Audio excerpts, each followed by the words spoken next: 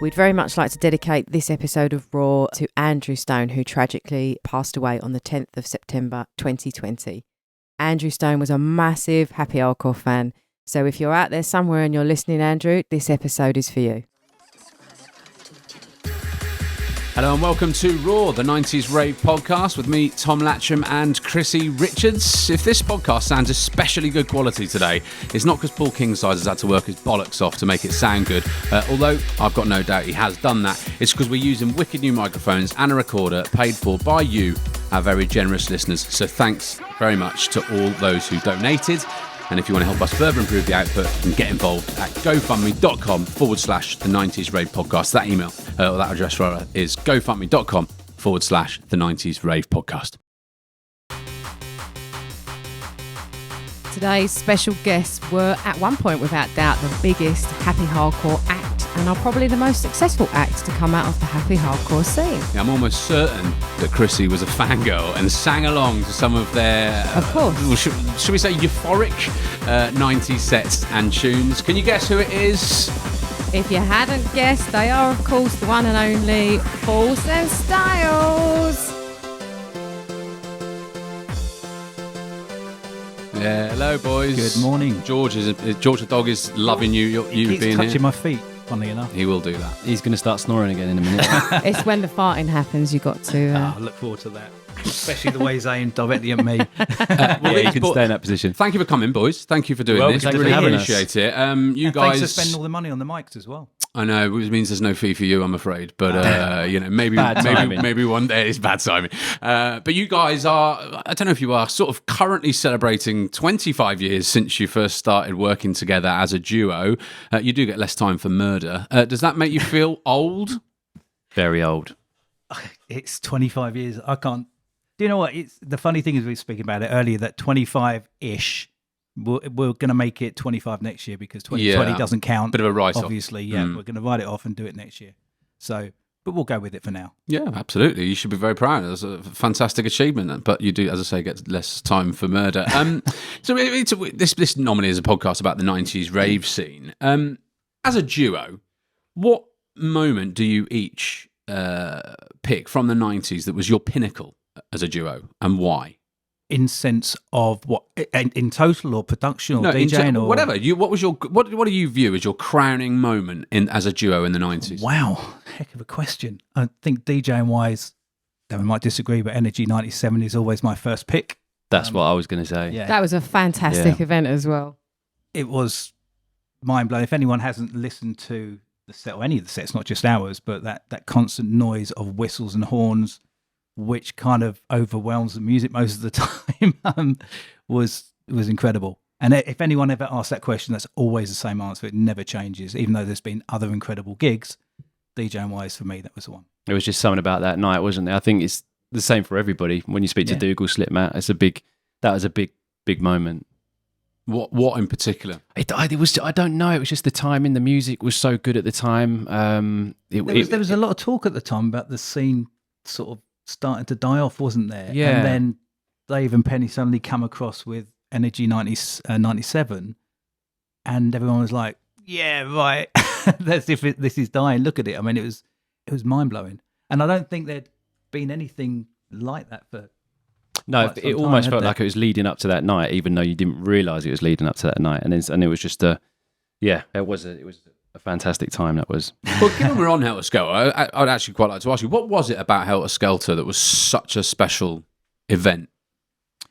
Couple of things, really. I think the fact it was at the number one venue every time, at the Sanctuary and Rollers, guaranteed sellout just about every time. Mm-hmm.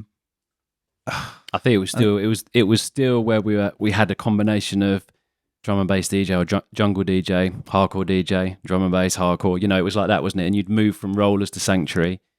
Yeah, even though the logistics of it was a bit of a nightmare because everyone, as DJs changed over, they literally swapped venues. But I think it was when Hardcore Heaven did the first ever hardcore only event at the Sanctuary. That's when it all started to change, wasn't it? And there's been talk about Helter Skelter coming back. I would have thought that you certainly would have you'd be one of the very first picks for them, particularly because you used to headline those events, right? Yeah. How would you feel about Helter Skelter coming back, and do you think it will? I got asked to, along with a lot of the other guys, to post some stuff on social media about it coming back. I was more than happy to, and the rumours I keep hearing is that it is coming back.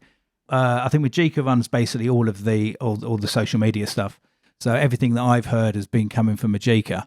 So until I hear from Dave or Penny, then I'll reserve judgment. But we'll see what happens. And do you think it would be a success if it did come back, Darren? I should imagine so. I mean, I should imagine everyone from back in those days would want to go, as much as people, the new breed, would want to go as well, just simply because they were so big, weren't they? I think the big debate is what it will be, what music it will be. My personal opinion that it should be the lineups from them playing that kind of music, trying to incorporate. It was a 90s. New styles. It was a 90s event. Exactly, it should be, and it should 90s remain a 90s music. Someone has event. suggested that actually what they could do is they could get their artists to play their favourite sets that they played at Helter Skelter in the 90s on vinyl again. Like, from it doesn't have to be the same event, it could be a different event or whatever, but that would be quite a nice selling point. Do you know what? Sadly, my aside from Energy 97, let's call it my favourite Sanctuary moment, is quite famous and included Junior when he did that big rap over the top of Braveheart. Yeah. It just come out from Her Majesty's Pleasure. Literally and, that day. It was that day, it was right? that day, wasn't it? Yeah.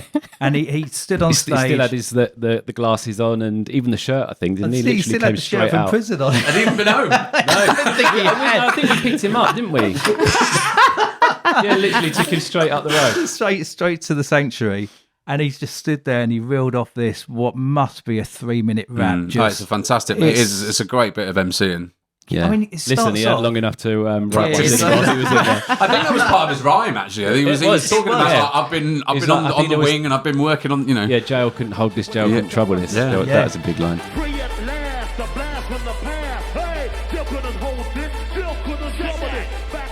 And it was insane. And the thing is, it kind of starts off and you think, oh, this is quite good.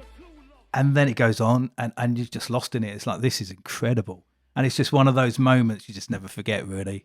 And people just post it on Facebook now and again. I'd like to have a little listen to it, which is cool. Well, I wonder whether you could get that. Obviously, Junior's passed away.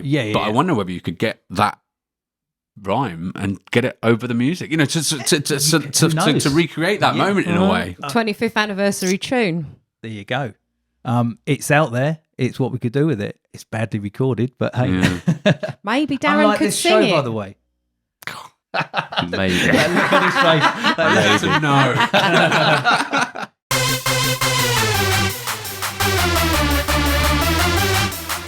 So what was it about 90s rave music, and especially what you made, that you thought was so popular? Well, I think the thing about the 90s is so different. The music varied massively from the start to the end of it.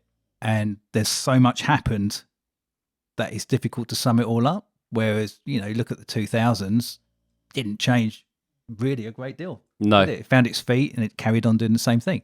Yeah, that decade, that 90s decade, it went through a lot, didn't it? I mean, even just if you think the difference between like 93 and 94, for example, is insane. Yeah. Well, and even, 91 and 92, 92 and 93, it's crazy. Someone made a point to me the other day on social media that actually they think that the 91 to 95 went too quickly. It changed too much too quickly. And actually there's loads unexplored. And that's why there's been a bit of a comeback recently. And Paul King Size is part of this as well, making that sort of old 91 to 95 style of music, because there's still so much scope left in it. Couldn't agree more, but do you not find it's just looking back, you look at it and go, that didn't last long enough. But at the time, it's just a natural kind of progression. And because everything was so new, people were finding their feet with equipment and how no one had a clue what to do with any of the stuff. Yeah, everything was experimenting, wasn't it? At the end of the day. And I think sometimes that made tunes better, that no one really knew what they were doing. So they would just throw some stuff together. And in the end, that kind of just gave music more of an atmosphere rather than maybe the technical aspect that goes into it now. Well, the other thing as well, we didn't have YouTube and we didn't have kind of YouTube videos that show you how to mix. I mean, I don't know about anyone else, but I don't remember shelving any bass off in in the early 90s. Yeah, it Didn't even know what it was. all chucked together. No knobs turned left. They all went right. You just turned stuff up. And that was it. Do you miss? It was all created on hardware and analog, and now a lot of it's digital. Do you, Darren, miss the production side in that raw way, or do you try to make it so? Or it's a tricky one because back then, my sort of major role back then was more musical, sort of playing the keyboard, coming up with melodies and stuff like that. Paul was the technical one, turning the knobs right, turning the knobs right. Yeah. It's just my left hand didn't work. Something's never changed, Paul. Absolutely, yeah. So yeah, I mean, obviously it's changed a heck of a lot, but you know, there was a rawness to the music then that you just don't get now. Because everything is, you know, even me, like I was saying to you before, you overthink things, but back then you didn't. You just did it, didn't you? It's like, yeah, I often look back and think about it, and half the stuff that we did was completely experimental. Would just literally turn knobs until, oh yeah, that sounds all right, you know. And the same with, we used a lot of bass station for acid sounds, and if you heard those sounds prior to knobs being turned right, you would never use it. And then you just distort the hell out of it and go, wow, listen to that. But yeah, what you tend not to be able to do, well, you need a plug-in to do it these days, I guess. Distort things, you can't do it on a desk like you used to be able to. Yeah. So yeah, things have changed a lot, but for the better.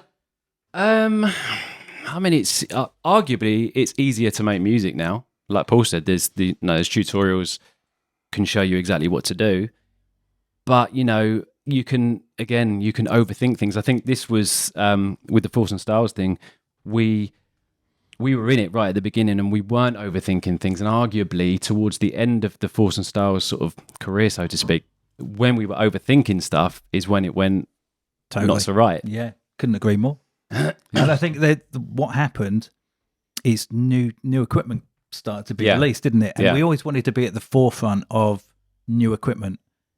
The problem was we didn't know how to use that equipment, and so you kind of you get new bits of kit, and most stuff with if it was piano, and it sounded great. And with these new sounds coming, they all sounded quite thin, didn't they? Remember the Nord lead and the Virus? They were too clean. Yeah, they were just too really clean. And in all fairness, we were trying to do everything we could to get a cleaner sound at the time, weren't we? Yeah. To clean it up. But it just a massive mistake. It wasn't what the dance floor wanted. No. And it was huge error in judgment, that one. But it's what we thought was right at the time. And the funny thing is, early days, everything was focused on dance floor reaction, wasn't it?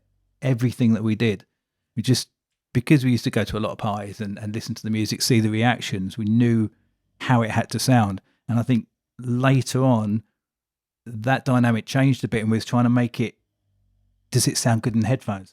Sitting back with a beer and a pipe and just going, yeah, this sounds nice. It wasn't for the dance floor as such. And I think that really changed quite a bit. Yeah. It doesn't help when there's labels saying, yeah, you know, this could possibly cross over, this could do this could do that. And so you're being tempted by commercialism and money? Totally, because it's not happened before. So you're going down different avenues that you'd not done before. It can play with your mind because you don't really know where you should be going, you know, and there's different roads, and you can take completely the wrong ones, or you can kind of, you know, work your way into it. And we had nothing to gauge it on because it was all brand new to us. You know, everything was brand new. So yeah, well, essentially you were at the forefront, so you were making the path essentially, and then you don't know where you're going. I think that's the problem though, isn't it? Because we was considered being at the forefront, we took it upon ourselves to think we need to change forward. this. We need to move forward. Yeah. We need to be the ones moving forward. And it didn't work. Yeah, unfortunately. But I guess if you look at it, is that we were trying to move forward, and actually we didn't need to move forward because we hadn't. It was moving. You know, it didn't need to move that quick, I guess is what I'm saying. You know, sometimes if you've been making the same style of music for 5 years and you maybe want to make a change, fine. But we'd been doing it for 2 years. Not even 2 years, and then suddenly we were trying to progress maybe quicker than we needed to. And looking back now, one of the things I always remind myself of, not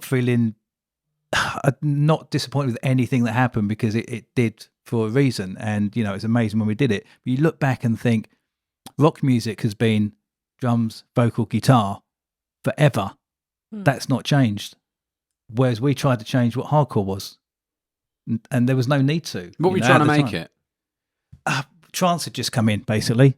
And we was kind of, you take influences from everywhere. So the early days was all taken really, I was really into sort of the early happy, big vocals, piano, house stuff.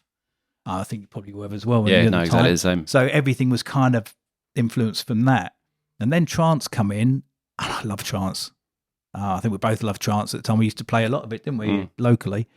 And was trying to do that. But the guys that were making it were bloody good at it, and we'd never done it before. And trying to make it work just didn't particularly work. And it took you and Breezy a few years, really, didn't it, to really nail it, to get that sort of Styles and Breeze sound going. It's fascinating insight. It really is, and I wasn't expecting that when we asked you about just a very small question about what people remember about the 90s, but absolutely insightful. Yeah, we're done now. That's it. Right, Thanks for coming. No, only joking. This is Force and Styles and a very rare joint interview here on R.O.A.R, the 90s Rave Podcast.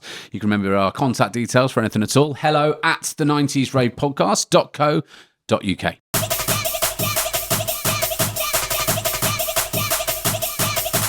Okay, you're listening to R.O.A.R, the 90s Rave Podcast, with me, Chrissy Richards, and Tom Latcham. We like to find out a bit more about the artists we meet in more detail than other interviews. So we're going to do our quick fire get to know you round. Right, so we'll start off and we'll do one each, and no messing around, just quick fire, bang, bang, bang. So, right, I don't need to introduce you by name for this because this is the question. Full name? Darren James Mew. Paul Hobbs. Age, Darren? 45. 50. Don't look a day over. 50. Where are you originally from, Paul? Born in Welwyn Garden City, so just up the road. And myself, I was born in Enfield, London. Great place. Up the Enfield. So three of us. And where do you live now? I live in Frinton-on-Sea in Essex. I'm in Colchester. Relationship status, that's to Paul. Single. I'm married. Just about, because you had to postpone the last one, didn't you? Because it was your anniversary and you forgot. This is very, very true. So it's good that you did. Yeah. So you can now thank us for still being married. Yeah, for those of you out there, we had a date booked and they were supposed to come for their interview, and Darren forgot it was their anniversary. Did you forget? Or was it an No, do you know what? I'm pretty bad when it comes to the remembering the anniversary. Today is not a birthday, is it? No, we're all good today. We're good to go. Do you have any children? And if so, how old, Darren? I have two girls, 9 and 7. How long you got? Yeah, I mean, this is it. I have 6, age 6, 8, 11, 16, 18 and 24. Crikey. Jeez, that sounds very tiring and very expensive. Well, like Paul. Well, I was going to say, like Peter Crouch has once asked, what would you be if you wasn't a footballer? He said a virgin. I'll go with the same answer. Darren, do you have a favourite non-dance song? A favourite non-dance song? Oh my goodness. On the spot. It would have to be an Oasis song because I love Oasis and band music. I'd probably say Wonderwall. Oh, how about you, Paul? I used to be a big Dire Straits fan back in the day. I always loved Brothers in Arms. Good solid choice. What's your tipple? I like quite a few different things, but at the moment I love a spiced I love a spiced rum. Oh, nice. Very good. Delicious. Mine's probably quite boring, just a gin and tonic. I think that's what I usually choose if I'm apart from a beer, if I'm out. Fair dues. Who's the most famous person you've ever met? To Paul. That's a good question. I'm gonna go. Oh, it's got to be a footballer. So Harry Kewell, possibly Teddy Sheringham, anyone. Yeah, any one of those boys. Who do you support? A Man United supporter. Got a funny story about that if you want to go into that in a minute. But okay, for mic or not off mic? No, on mic's cool. Go on, tell it for it. Go on, tell it. Darren, I've always been a United supporter, and Darren you never really supported anyone in particular, but he started following United because of they were good. Because they were good in the 90s. That's because you supported them. I was sort of because I supported them. He'd never been to a game before, so it was getting to around your birthday, wasn't it? It wasn't far off. And we had a mate who was the manager of Oscars who had some ties with Villa players and the Villa ground. And there was a certain FA Cup semi-final replay in 1999 at Villa Park. I said, Tony, can you get some tickets? He said, yeah, of course, mate. So his first game was the 2-1 win with the Giggs goal. When he got his shirt off. And when he got the shirt off and the hair was out. Sexy hairy chest. The problem was his second game was the final against Newcastle, and then that kind of brought him back down to earth. Yeah, it didn't go so well, did it? So you do care now, or you're not interested? Do you know what? I mean, I'm interested, but no, I don't follow football as much as I did back then. But because when we were sort of living in each other's pockets, I was watching football as much as you were, wasn't I? So I was loving it back then. And who's the most famous person you've ever met, Darren? Oh my gosh, maybe Danny Minogue. Don't know. That's interesting. Slip match was Kylie, right? So, was it? Oh, trumped me. She kissed him. Did she? Did. It was on the cheek, I think. On the cheek, and she didn't know who he was. So I mean, it's not. It was on top of the pops. Oh, did she trip? Is that what it was? She fell over and just kind of Sweet quality. Tell us one thing about yourself that will surprise people, Darren. I electrocuted myself when I was 4 and blew the top of one of my fingers off. Really? Yeah. Let's have a look. Yeah. Oh, do I really have to show you? Is this on the camera or this bit not? I mean, you could do it above the camera. Yeah, it's not particularly. Okay. The other one. Bloody hell! Yeah. Crikey. So basically, my granddad was changing a bulb in a light, and he did the wrong thing. He told me not to go near it, and I was 4. Which you and as soon as literally he turned his back, and as he was getting a new bulb out, I went and thought, I'm just going to put my finger in there. So I stuck my finger in it. And yeah, literally, apparently, because I haven't really got a memory of it, but it chucked me across the room, blew the top of my finger off. And yeah, Jesus. And the only reason I'm here today, apparently, is because I was wearing slippers. And if I had not been wearing slippers, right? it'd have been game over. Wow. Yeah. And we never would have had Force and Styles. It would have just been Force. Yeah. Oh, that's a real shock there now. Because you would have thought, actually, if anyone was going to die early, it would be Force himself. But it's good that it didn't affect your... your piano and keyboard playing of your future as well. It improved, I Maybe. think. Yeah. That's why we made the tune Simply Electric. What about you? Oh dear, I don't know. I mean, 6 children is quite surprising, isn't it? I'm 50. I have 6 children. There you go. Well, what do you want? I mean, I when I left school, my career started as a computer technician. I did that for 9 years prior to leaving and becoming a DJ. So, well, Groove Rider as well was a very early computer programmer. He told us we found out. Oh, really? So he could have been, a sort of whizzy. Maybe I should have hooked up with him instead. Yeah, you could have been the rival to Apple or something. Yeah, Force and Groove Rider. That works actually. That works. Force. Do you have a sporting hero? Oh yeah. You know what? Funnily enough, it's a bit of a strange one. I love my golf. Always love my golf, and it's not an obvious one, but Constantino Rocca. If you know who that is. I do, but he's not one of the more sort of renowned golfers. Absolutely, but I don't know. It's that part on the 18th at St Andrews that he holds. I don't know. It's just always liked him. What about you? You're not a football fan? I don't really have a sport in here. I mean, I love sport. I watch a lot of sport, but I don't really. Do you know what? I know this probably sounds cliche, but probably from the time we were watching football when I was into it, I appreciate Beckham, and I also think he's a really good role model. He's a good dad. So I'd probably say Bex. Very good looking as well. well. Plus the wife fancies him. Right, do you have a celebrity hate? Do you know what I did? Like when Big Brother was a thing, there was many people when I was watching that, because I used to like watching that would come and go in those programs that I'd actually think, oh my God, yeah, physically, really. There's not many people that bring me to those sort of emotions, but there was some people going through them that I'd be like, I really cannot stand you. But yeah, as far as naming anyone, I don't really have anyone, I don't think. You just don't want to name anyone, do you? No, I don't. Too nice. No, honestly. No one you just want to slap? If I remember during this interview, I'll pipe up. How about you? Cool.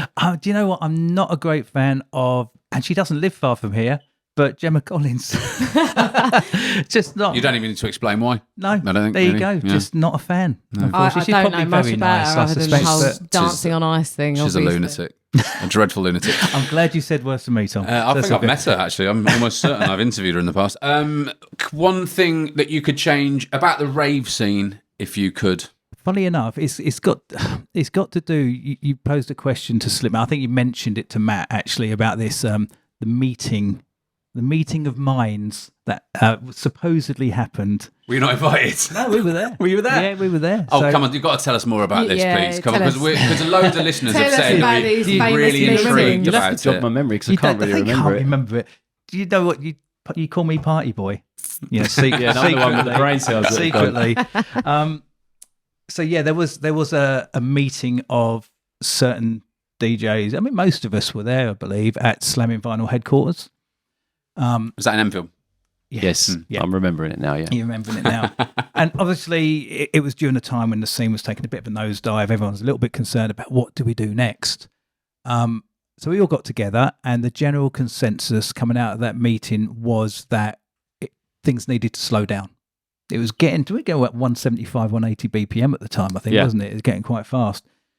And from what I recall, everyone was tasked with going away, coming up with a few tracks at an alternative BPM. Our chosen weapon of choice was about 155 BPM, wasn't it? And we've got a whole load of product sat on that and CD of stuff that we did. Unfortunately, we're the only ones that done it, I think, weren't we? yeah. But did we turn up and Really? actually play a gig at Bagley's with all of that stuff? No, we didn't. What we did, Cool. his memory is That's shocking. what we were supposed to do, though, right? No? No, what we did, and I heard the... What year was this, by the way? This would have been like 98, wouldn't it? Okay. Some 1999, I think, Yeah. yeah.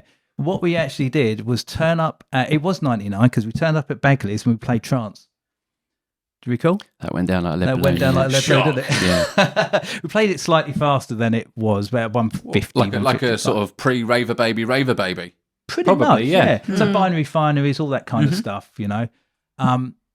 Funnily enough, we then went, I don't know if that was on the Friday, and we had another gig on the Friday, or we played Norwich on the, so I think it was the same night. I think we left Bagley's, drove to Norwich and played Waterfront. Yes. And it went down awesome there. Went down really well. Interesting. So yeah, I mean, So who called that meeting? It'd have been Grant, wouldn't it? Right. Grant and Mike, I probably. think, yeah. Slamming.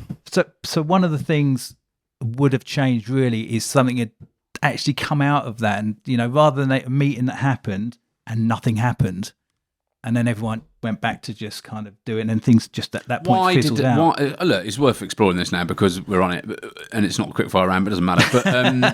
But Don't like anything. well, no, this is fascinating, and people will be really interested to hear about this. I've got no doubt about it.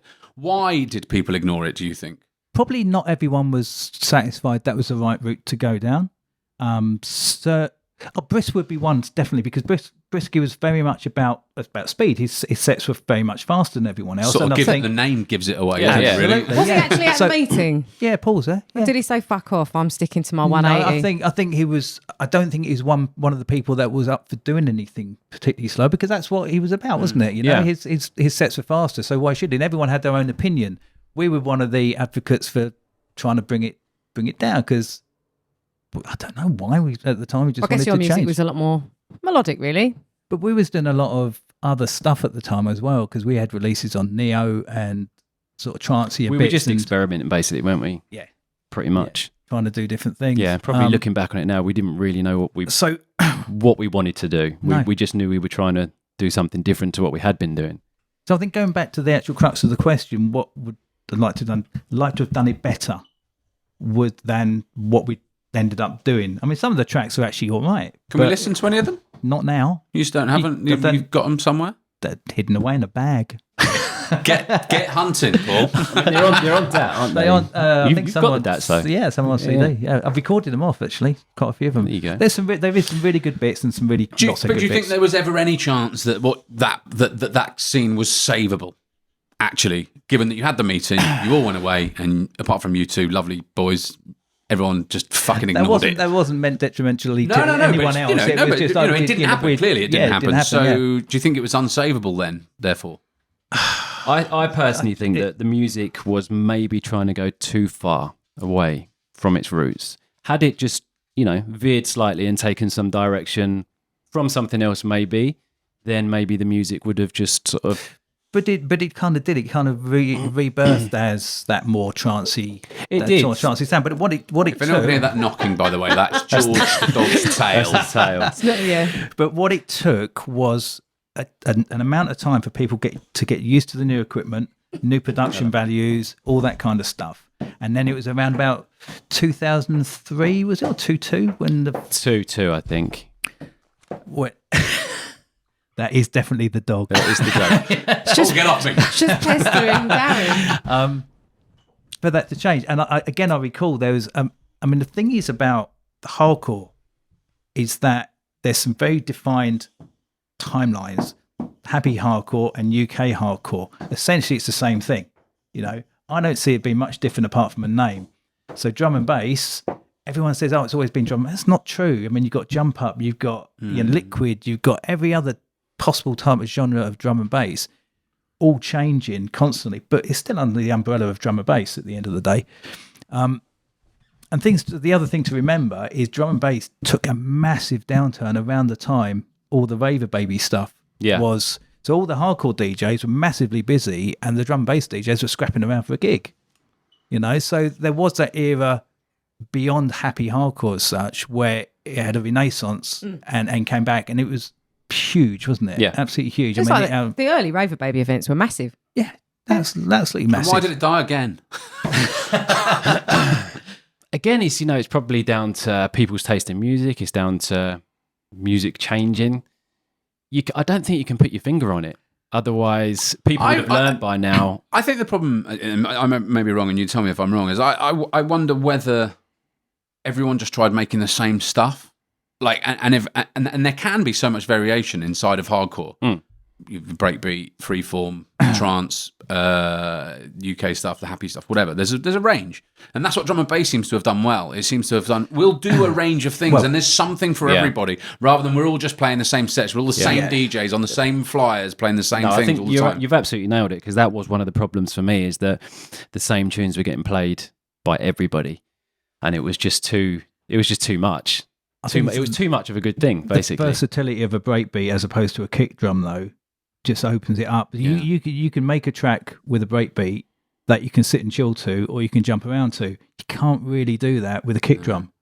So 170 BPM kick drum, it doesn't really. I mean, obviously we did some slightly different tracks that were a bit more, but they were still dance floor friendly. Apollo 13,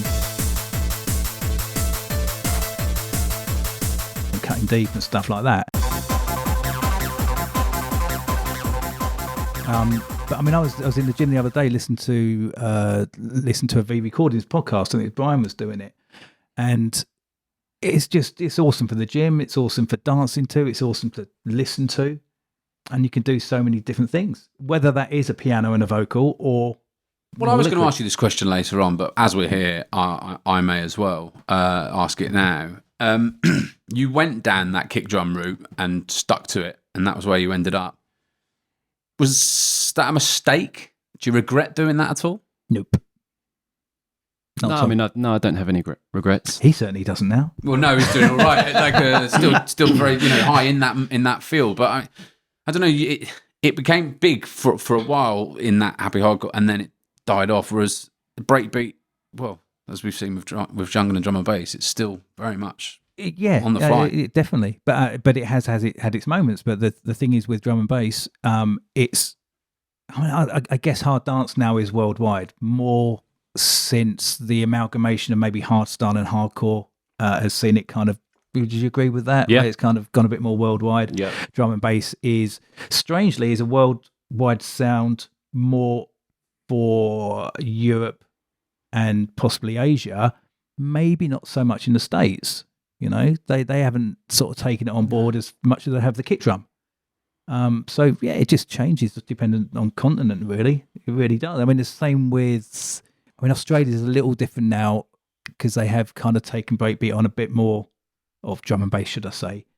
But yeah, it just changes from place to place, I think. And hardcore now, seeing as we're on this topic, what do you think it could do to?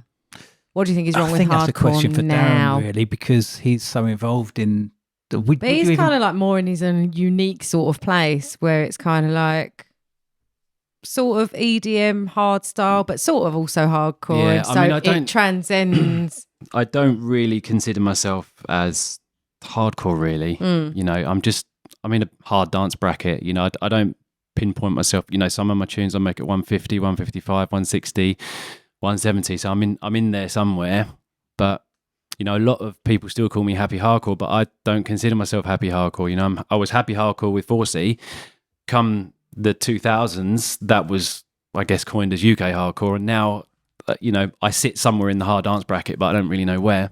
So yeah, that's my kind of take on that. People have argued with it, but I've sort of said in this podcast that hardcore is currently dead, and people say no, it's not. But there are enough people that are in the scene who say it is.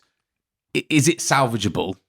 And to salvage it, what needs to happen? I think the problem is, there's so much choice out there, and the problem you have, I mean, going back to the mid-90s, it was drum and bass or hardcore, maybe a bit of house, but house was, you know, early doors was backroom music at the time.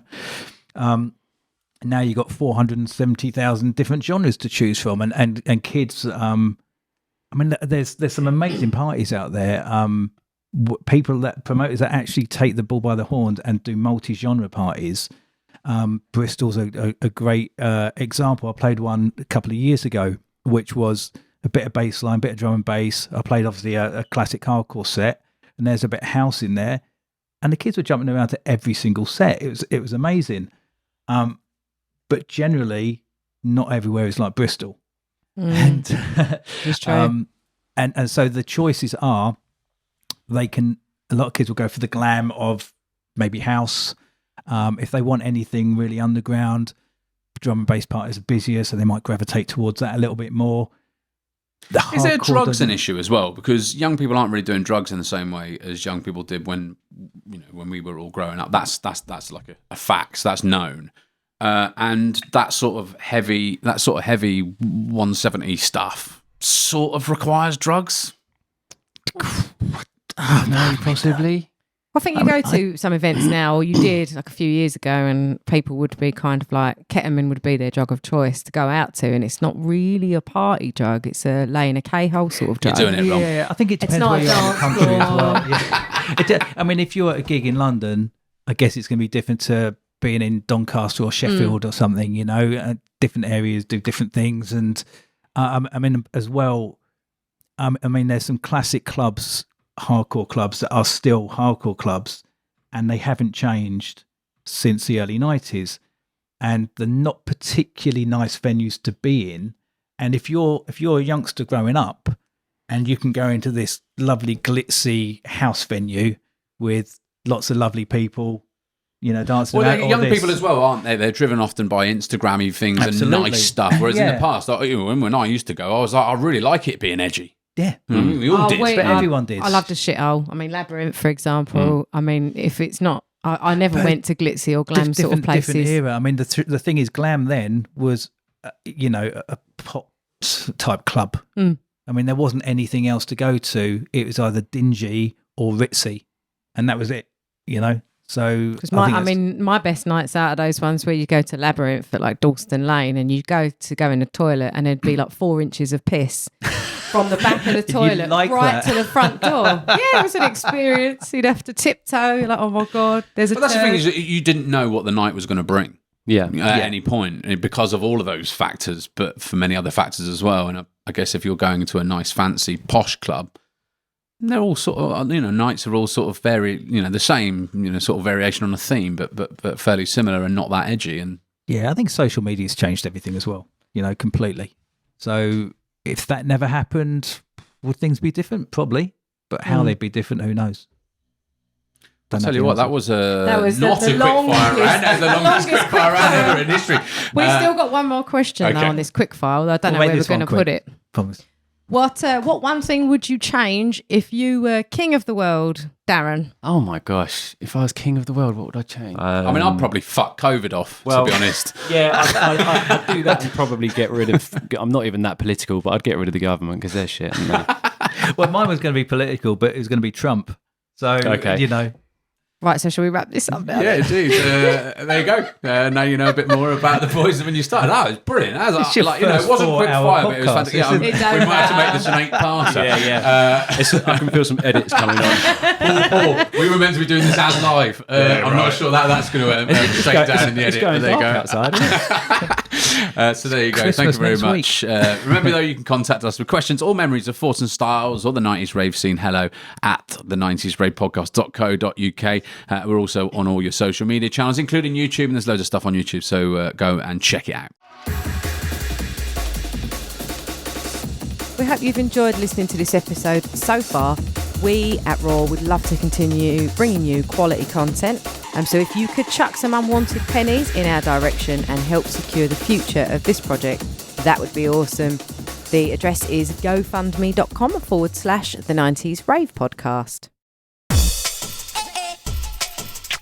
Our special guests on this edition of R.O.A.R, the 90s Rave Podcast, are happy hardcore giants Force and Styles. As we know from Force's tribute to Slipmatt back in episode 2, they started off as sweaty, gurning ravers. So we're going to explore that.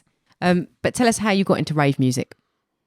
I think it wouldn't be happy about the fact of a happy gurning Sweaty rave, would you? gurning. I was definitely sweating. Well, do you know what? If I'm honest with you, if I'm being deadly honest, no, I didn't do drugs, but I probably did pull a few gurns just to try and fit in back in the day. I'm not even joking. Fake gurning. Yeah. It's actually interesting, the number of DJs who we've interviewed who just never did drugs, never interested. Why did you?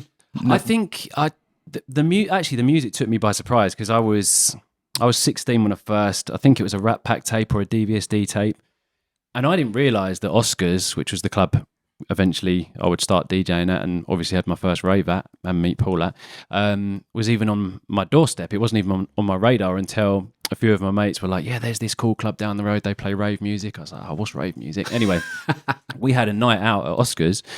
And I can tell you now, it was March 1992. I can't tell you the actual date, but I know it was in March. I know it was in 1992. And I wore my school trousers down there, a school shirt, because I had no idea what I should be wearing, or I'd never even been to a club before. How old were you? 16. Right. And I just remember walking in and I'd never seen or felt anything like it. You know, I was 2 minutes in the door and someone come up to me going, Ease Trips Whiz, didn't have a clue what they were talking about. And I was like probably the first one on the dance floor and the last one to leave. And then that was when I realised what sort of living for the weekend was, because that's all I cared about. That all I wanted to do was get back down there the following week and the following week and the following week. And yeah, I'll never forget those moments, but that's how I got into it. And how come you never did drugs? I mean, because you were offered them within 5 minutes. Yeah, well, I mean, most of my friends were doing them, but I just, I think there was part of me that was probably scared to do them because I was a shy boy. Didn't, you know, I probably still am a bit actually, but they just didn't interest me, and I think I got such a buzz from the music, I didn't need anything else, and that's probably why. Yeah, I didn't really. One of them, eh?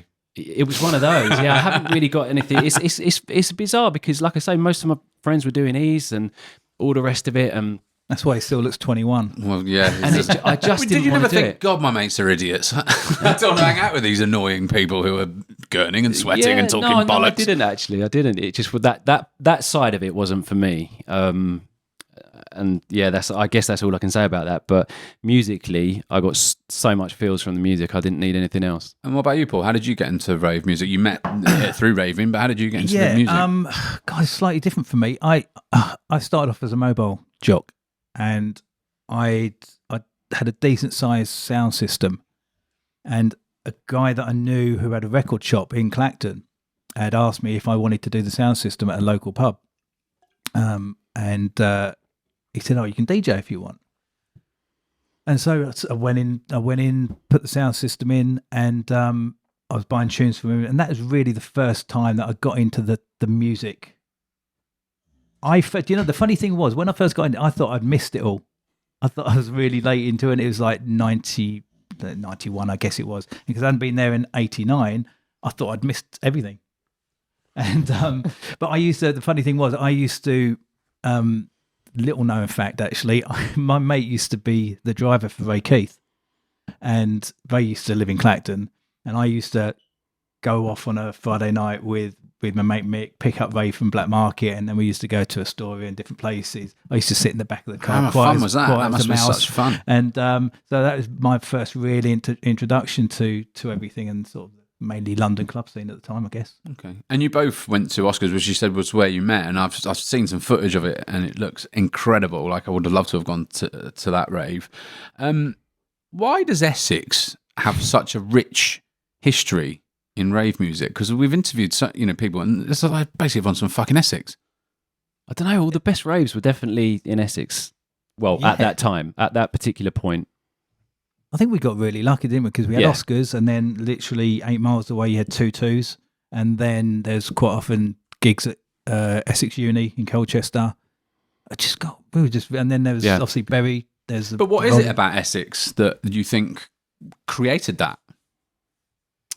I mean, I don't know, because do you know what? Probably it's probably the illegal rave scene, because a lot of it was around N25. There's some famous ones from Ipswich, past Colchester, etc. And maybe that's just where it all started, and that's how everyone got into it. And it was never quite the same up north at that time, I don't think. I mean, you had Hacienda and stuff like that, but very much localized, I guess. Yeah. I guess we struck lucky, really, because it was on our doorstep. Yeah, really, really lucky. So had it not been, who knows if we'd have gone down those channels? But yeah, very lucky. But I think in Clacton as well, everyone was into the same thing. Being a small seaside town, and everyone was into that music. It was literally everyone you knew was going to those parties. Who were your favourite DJs at that point?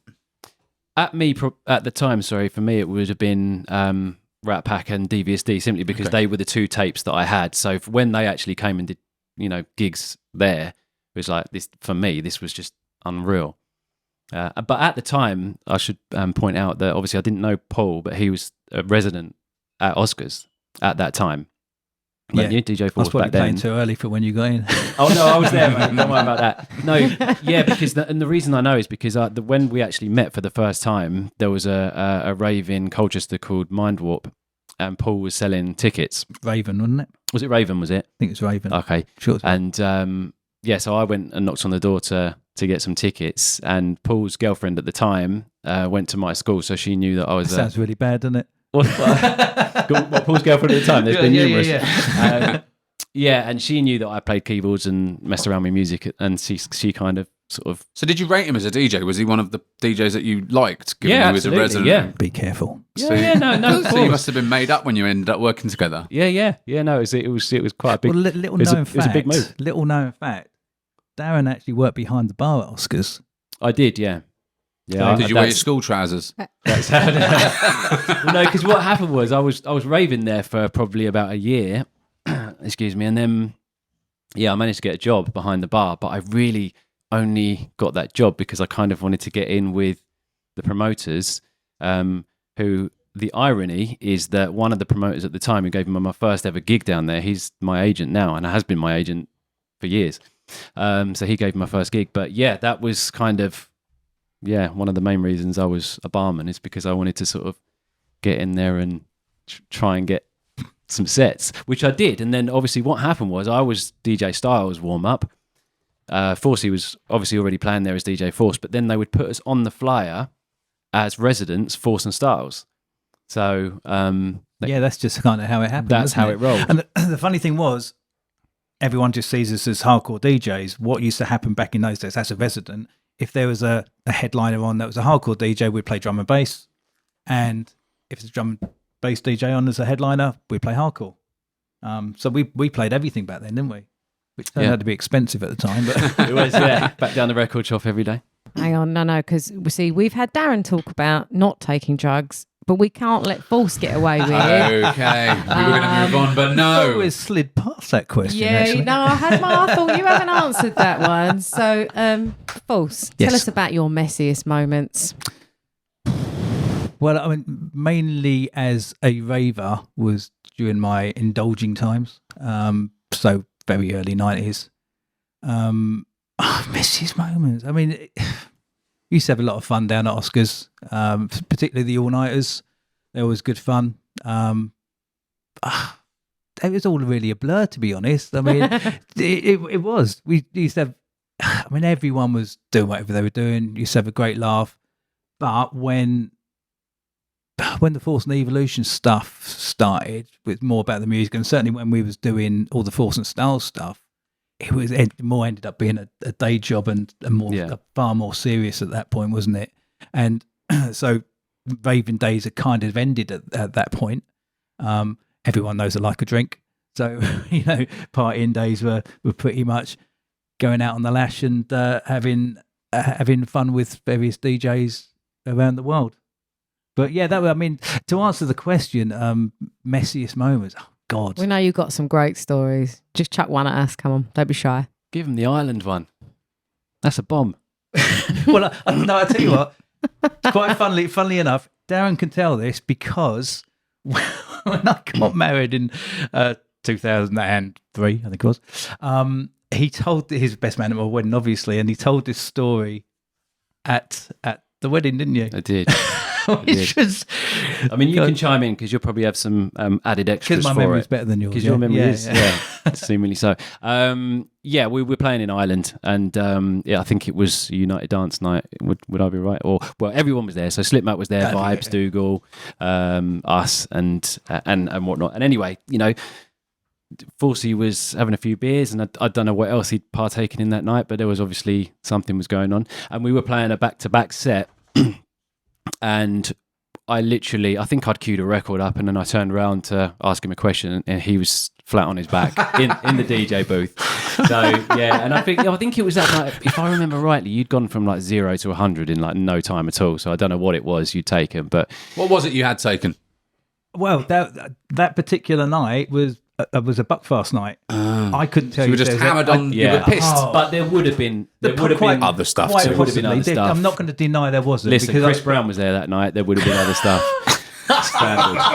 Standard procedure. His name comes up every single time. Yeah, a lot of people astray when He was they the say that. heavyweight, right? He the was ringleader. He was the heavyweight. But actually, I'll go back to a different story after this. If you remind me of it with Chris Brown. So that had happened, and then there was another part of the night where what you doing, one arm press ups somewhere. that was in part the of the corridor. story. Yeah. The part it leads up to was we were sharing a room, right? No, you were sharing a room with Rob. Oh, that's right. And I came out of the room, and there was a pile of sick on the floor. Slightly different to that. Do you want me to tell this story? Tell the story. Yeah, you remember better this. How can you remember it better? You were smashed.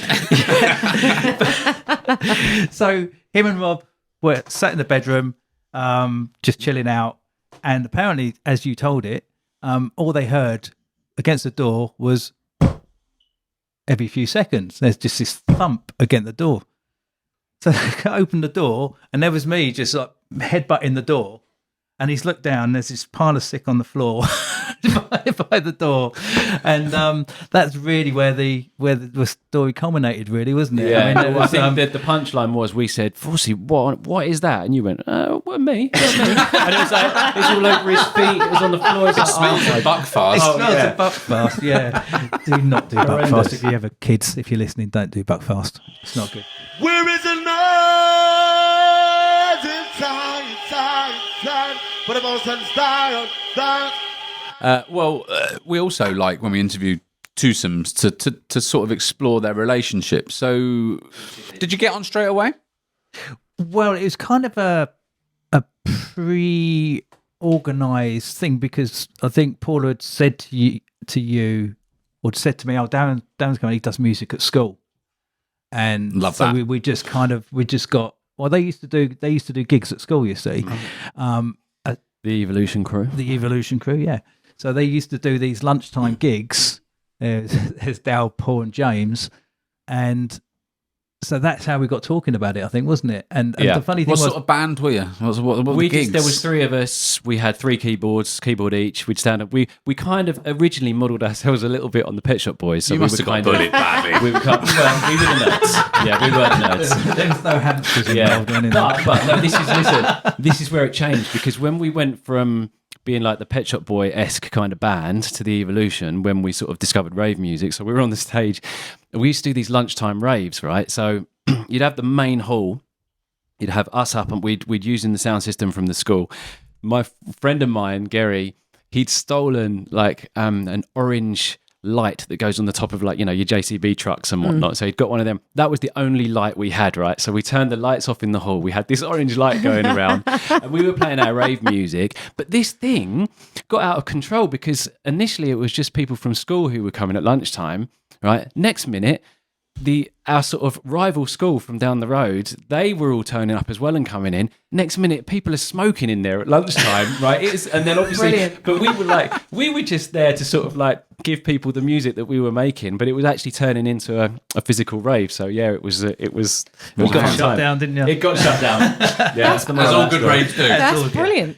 Oh, sorry, coming back to the school thing, is it true you had a teacher tell you would never make a career in music? Yeah, What's his name? yeah, Mr. Rayner. Mr. Does Rayner. Mr. Rayner know Yeah. you are basically a No pop idea. star now? No idea. Yeah, no, he did. He said to me, he was a history teacher, and he said, "You'll never." What the fuck would he know then? He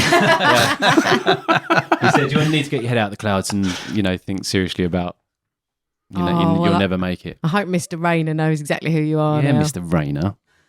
Look him up on LinkedIn. Yeah. Tell him you might still make it as a Yeah. musician. Send him some of your tunes and your merchandise. Remember me? I remember him. He was bald and had a moustache. And so, how did you end up making music together? How did you join this already set up crew, the Evolution crew? So that was it. So Paula, at the time, Paul's missus, she was at the school, so she knew we were doing these lunchtime gigs. Obviously, Paul was, it was like, you know, to be fair, as DJ Force, he was the local superstar DJ, really. Everyone knew who Forsey was. And it was kind of like, well, let's get together and try and make something. And Yeah, I think it's kind of because I didn't know how to play music, still don't. You know, that's what these guys were there for. So putting the two of us together, I knew what I wanted to hear at the parties, and they knew how to play it, and that's kind of how it happened. Really, simple as that. that was it, yeah. And I still don't think there's been anyone as kind of talented as this one here with, you know, as a musician. I mean, I don't know in other scenes, but certainly within the hard dance scene anyway, because as you can tell with all the tracks, the piano lines and the music is just way out there compared to anyone else who was basically painting by numbers, a lot of people. How did you start playing the piano? How did that come? I had come lessons. So I had a keyboard for Christmas, I think it was, when I was 10 or 11, I think. And yeah, I had lessons. Yeah, which weirdly I did not enjoy and I wasn't very good at, because he was trying to teach me kind of Mozart and all the kind of theory and all of that, which just did not interest me. So as soon as he'd gone, I would just sit there and just make up songs, record them on cassette, and yeah, and that was Makes it. me wish I hadn't given up the cello, really. Yeah, you should have. Yeah. I could do a banging walking in the air. Well, The snowman. we don't have a set future for hardcore, so it could be cello core, right? Could be a thing, Well, you I never will know. say that the cello community did not mourn my passing when I gave it up. But the thing was, because I had to give it up, because unlike you, who proudly wore that badge of nerd, I went to secondary school carrying this big fucking cello once a week, and I was like, this is not the vibe I want to give off when I go to secondary school. So I was like, no. Yeah, and but I was keyboard, shit anyway. Keyboard was still quite cool to do back then, even though we were sort of the nerdy You ones. can be but, kind of versatile with a keyboard. I don't know about a cello. yeah. You know, I think I you always kind wanted one of those keyboards with the straps, you know, so you could hold it like a guitar. One of those ones. That's what I wanted back then. But alas. Who's the best DJ then, out of you? well, honest answer, we were very different as DJs. Diplomatic answer. Yeah. Well, we was. So Darren was probably more technical in respect of making sure everything was spot on and right. I'm at the time, would I be more inventive slightly? I don't know, but we DJ slightly differently. The benefit he had over me, I had a crap ear when it came to tuning. It's great now because you got mixed in key and all that kind of stuff. So you're basically doing it by numbers. But he could tell what was in tune and what wasn't, and I wasn't so great at that. So I was definitely safer. I remember being safer. I'd pick the tunes that I knew were going to work together, whereas you'd take risks. Yeah, I was pissed though. So do you think somehow, like you as a pair, you sort of leveled each other out? Yeah, that would help to make it work, definitely. What else would you say went towards your success as a professional pair? It's what qualities did you both bring that worked brilliantly down to together? The tunes. I don't, the same with anything. If we didn't do those tunes, we wouldn't have got the DJ. Simple as that. But what about you as people, though? I mean, was one of you like more enthusiastic? Is one a motivator? Do you know what? At the time, when you're making, which was literally every tune that we did at the time, wasn't it? Was deemed as a banger.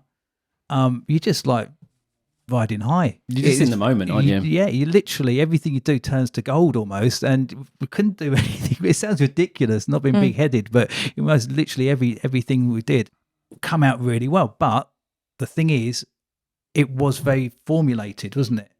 So we weren't deviating, apart from, obviously we try and chuck something like Apollo 13 in there and try and make it a bit different, but the formula was still the same. It's still piano, still kick drum, offbeat and stuff like that. One of the things I always say that I think done us in a little bit was the invention of bass in hardcore. If you look at list all those tracks, there's no bass lines. It's a little offbeat sound, but it certainly wasn't bass. The kick drums were so big, it didn't need bass because there was no room for it anyway. And claps were on the beat; they weren't off the beat, and so everything sounded. It's just the way it was, and everything was fairly similar.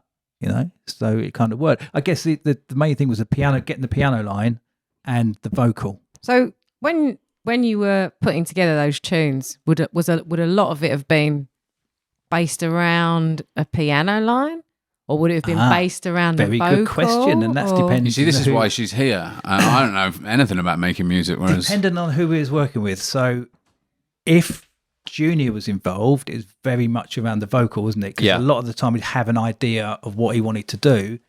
The only time that didn't happen probably was Paradise and Dreams, because I think we started that from scratch, didn't we?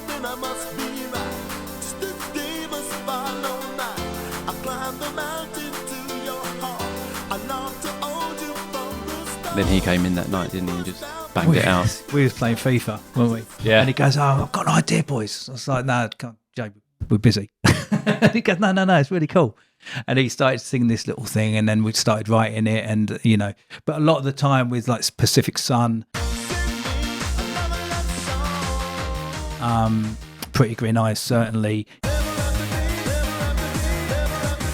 He had the vocal pretty nailed, and then everything was built around it.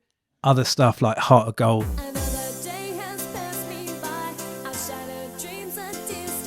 And Field of Dreams.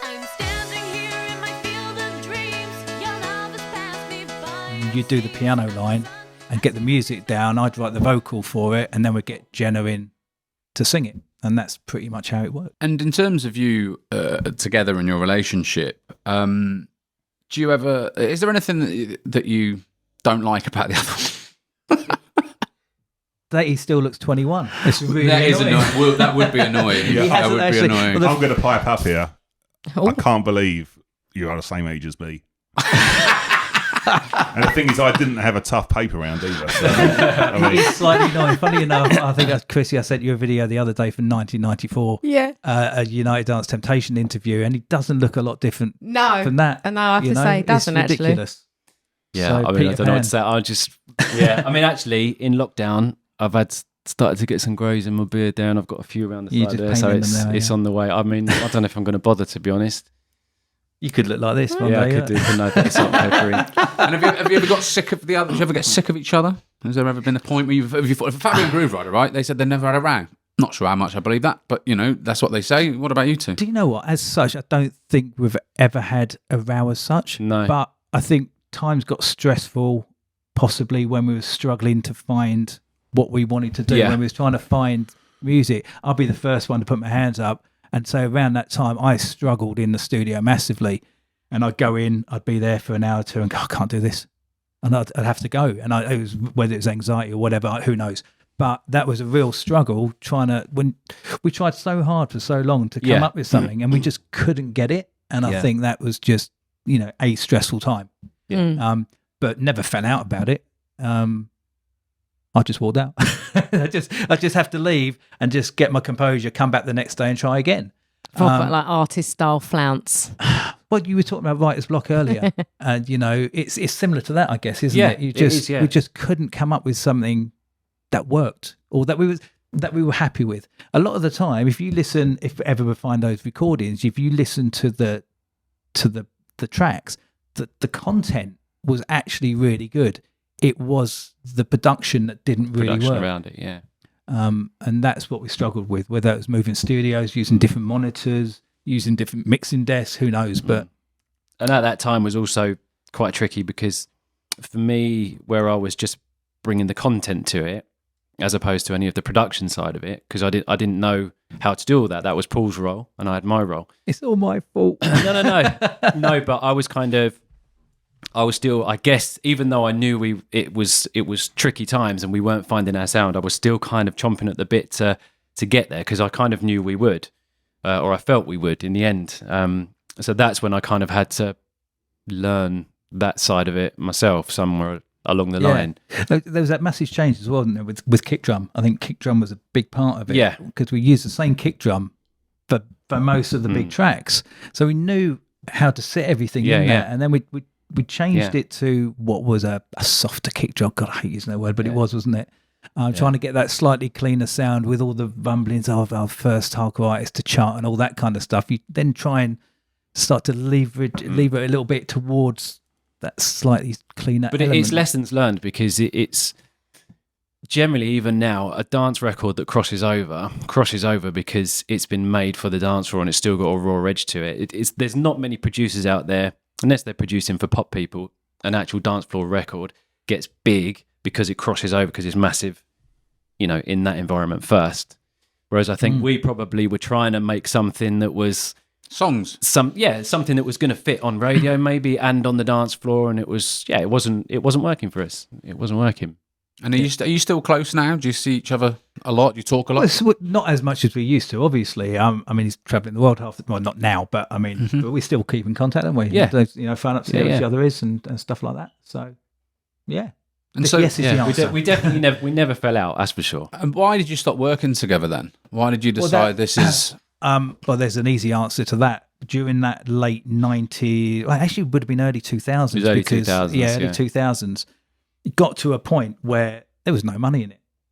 There absolutely no money. I was just about to get married, needed to get a job. And I was working for a friend of mine who had a light and sound company. He was working with Craig. And so I'd go off and do the odd day with Craig, and then he'd be left to work in the studio. And I think you started working with Breezy a little bit at that point. Yeah. And then, so that's, I'm going back a little bit to the early Unique stuff. That when Darren started doing Unique, Feeling Fine and all those kind of things, that was... Which I'm hoping you're going to karaoke for us later. Oh, yeah, I'm gonna laugh. I hope you've got an auto-tune plug-in handy. there was, because the UK Dance label was doing really well at the time, I was spending a lot of time in the office working on that stuff. And again, he was left in the studio and you started doing the Unique stuff at that point, didn't you? Yeah. When he figured out he could write songs at that point as well. Yeah. Because you'd never really got involved in, I in think that side Feeling of Fine things. was the first song I wrote. Yeah.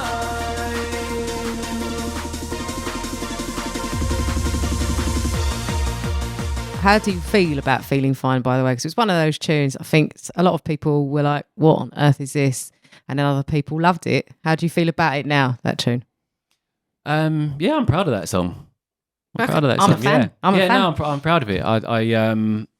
It was, I guess I was experimenting at the time, heavily into Oasis, those sorts of bands, which is why it was sung in the way it was sung. It was sort of like strained. I mean, let's be fair, I can't really sing. I just kind of shout it more than anything. And that's what I did with that song. But yeah, I was pleased. I think you do yourself down, mate. No auto-tune was used in that. It wasn't actually. wasn't, was it? No, but I remember what happened was I recorded it. I recorded it as a friend of ours called John Horrocks, who had a studio next door to us. He recorded it for me, and he tracked it like a million times. So I think I did about 20 takes, and by doing that, generally sometimes it kind of pulls the tuning in a little bit, and that's what happened with that particular song. So it seems like it was unavoidable that you had to go your separate ways because you needed Paul to get a job, and there was no money in it. Did you miss each other? Did you think, oh God, what a shame! I really wish we could still continue to work together. I think for me, I was gutted at the time because of. I mean, you say, was it if we'd have got the right sound, it'd have probably carried on. And who knows what might have happened at that point? He might not be doing what he's doing now. You know, it's just the way life takes you and doing different things. I mean, if we'd have carried on producing together, the inevitable may have happened a few years later, and he might have missed the boat on the other stuff. So who knows? But I was gutted at the time, absolutely gutted. Even though I couldn't do much about it, tried, but it just didn't work out. So sometimes you just have to take it on the chin and move on. And how did you feel about it at the time, Darren? I think, being honest, because we were coming out with a bit of a sort of delighted. No, I wasn't. I wasn't delighted at all, because obviously it was a change of an era. But my eye was so on the ball, I just wasn't ready to. I wasn't ready to throw in the towel. I still felt like there was, I felt like it could get big again in whatever sense, and I wanted to be part of it. So I was just doing anything I could to sort of carry on making music, really. And I was still living at home, so I didn't have the bills to pay. I was living with my mum, so it was a different kettle of fish. But yeah, I was able to throw everything. You were still living with your mum in 1999, even though you were the biggest producer in hardcore. Yeah, I think I had a flat, but I didn't live in it. Right. Why? I know. You're a bit of a mummy's boy. You say that, but what people don't realise, they think, doing all those tunes and everything else, you're coining it in. We weren't at all. Oh, right. So the downside was, yes, we were playing all the big parties. You got paid the least money for those big parties, and because we was together, we was getting. Why? It's just how it worked. No one had agents. No one had anything. Do you want to play this party, the biggest party in the country? Yes, please. How much are you going to give me? Right. It was basically like that. But furthermore to that is we got paid the same wage as everyone else did, but we had to split it. Oh, really? Yeah. And that's basically how it was at the time. And there was no one had agents back then. So it was literally just us saying, it's basically like, you want to play on Helter Skelter? Yeah, absolutely. Here's 50 quid. Okay, it wasn't 50 quid, but, to be fair, not far off. Right. Yeah. It's not like it is now. And the same with the studio as well. What's different now is every penny that we earn went straight back into the studio to buy new kit. Yeah. Which doesn't really happen now. People don't have to spend that kind of money. I know plugins cost a little bit, but not like hardware did back then. So out of the tunes, we didn't make a great deal until Pretty Green Eyes. Yeah. And that's probably the first time we actually. So there's a misconception, really, then, that those 90s rave artists were, cornering it in at the time. If you were lucky enough, Hicks had Bonkers. And if you were lucky enough to have the albums, obviously, like they went on to do with the Clubland album, you'd earn some money out of those. But normally, of a lot of the tracks, and certainly the DJing, there wasn't masses in it. So you're 25 years on now. You're going to do some stuff for it, and we can talk about that a little bit later, perhaps. But do you anticipate that you will ever get back together? That there'll ever be a reunion of production, creation, ideas between you two? I wouldn't like to put that on him, to be honest. He's doing so well with what he's doing. Some things are left best untouched. But I'd never say never. I'd never just draw a line in it and say no. We've spoken about a couple of things like, could you do a piano line for this? Give that a go. But it's just so busy with everything. Taking a few days out to do. I'll be straight in there to give it a go. But finding the time to do it that works for both of us. Who knows? That's it for part one of Force and Styles. Part two will be long very shortly. Stay tuned. We're going to be discussing plenty more, including more about their music career and the hardcore scene, loads and loads of stuff, and the current COVID situation. You can head over to our social media channels for updates, and why not check off... fuck that. I can't be bothered.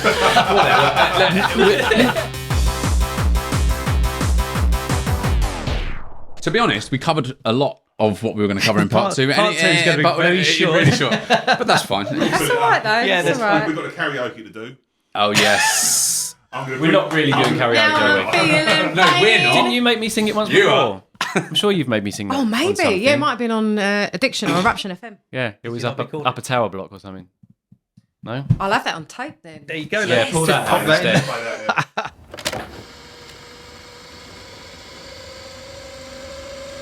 Right, this is Styles with his chorus of...